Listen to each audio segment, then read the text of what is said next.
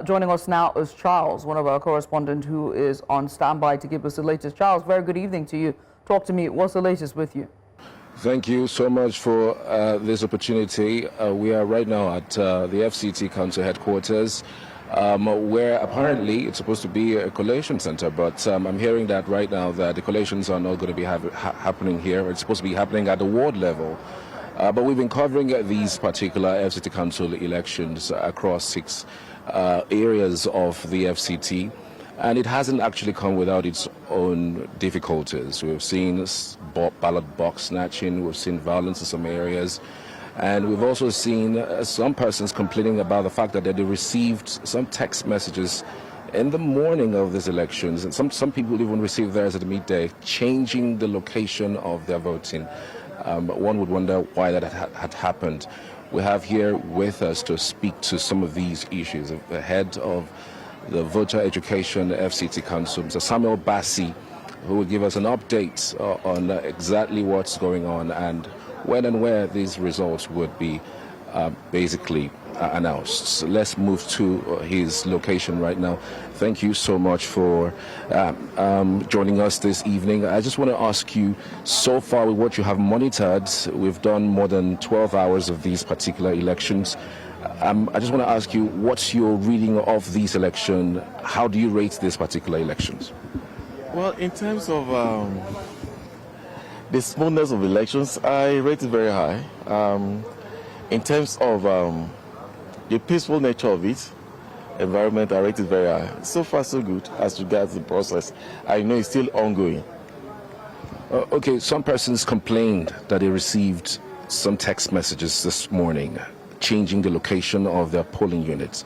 Can you explain why that is? No, sometime before 2023 elections, some voters were migrated. You know, we realized that they had issues locating, identifying their polling units, and we adopted measures to help them do that. And the SMS message given that was sent out was one of the measures. And again, in addition to that, we posted the registered voters 3 days to the elections and encouraged the voters in the FCT to go to the registration areas where they registered to go look out for the names so as to identify their polling units before the elections. So what prompted sending a text message on the day of election? I mean, if you pasted these documents 3 days before the election, why did the INEC send a text message this morning on the day of the election? In fact, some persons said they didn't vote because their location was shifted, even without their knowledge. No, they were shifted. It was for the purpose of the congesting polling units.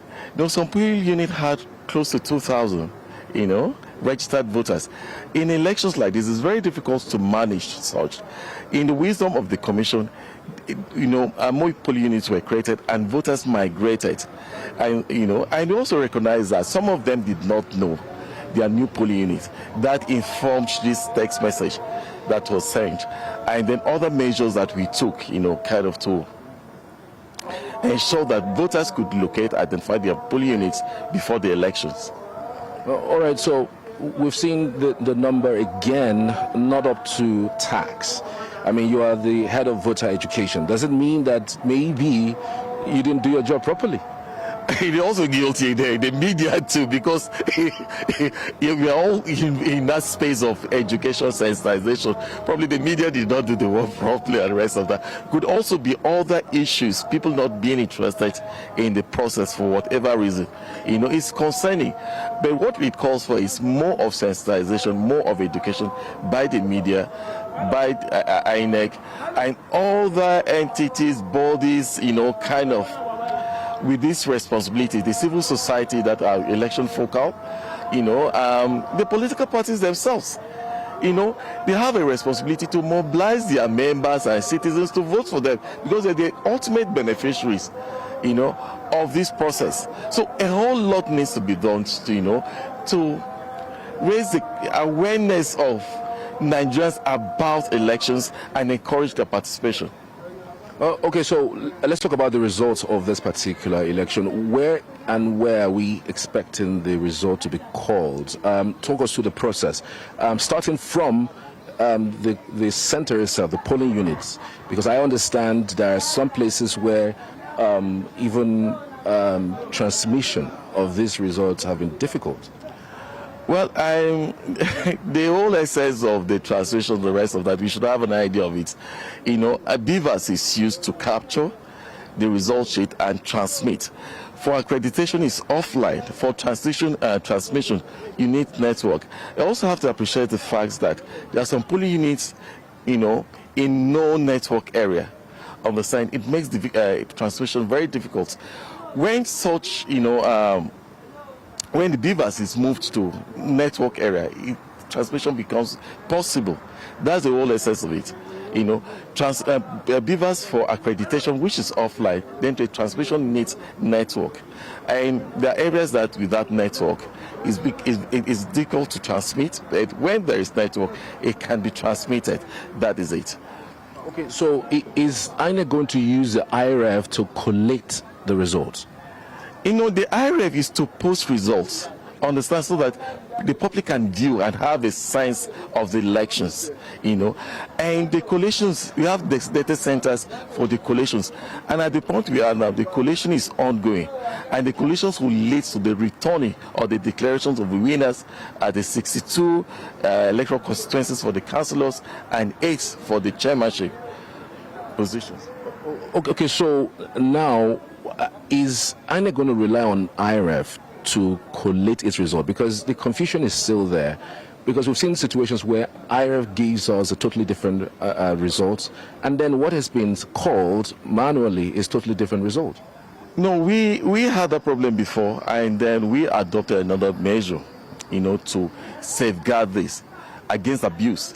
Now, the new protocol is this, that if the results on the manual sheet does not tally with that of BVAS, it cannot be transmitted unless it is sorted out. The problem is sorted out. So with this, it makes it difficult, if not impossible, for manipulation, you know, using the manual result sheets. So it must tally before transmission, you know, is permitted. Okay, so when do we expect this result? Because you had mentioned that a time lag to me, behind the cameras. When do we expect this result to be called? Because it's just 6 area councils. When do we expect that if we are using electronic transfer, I mean, we are looking at hours after now? Incidentally, it doesn't have a time lag of its own. It has a life of its own, understand, until the process is concluded. It might be within hours, it might be a day or two, you know, until the process declaration is made, you know, that's when it will All end. right. Okay, so right, Charles, tell us unfortunately, we have to collations put Charles there with the Director for Voter Education, Mr. Samuel Bassi, with the INEC, just talking about when the major collation would commence for the FCT area council elections.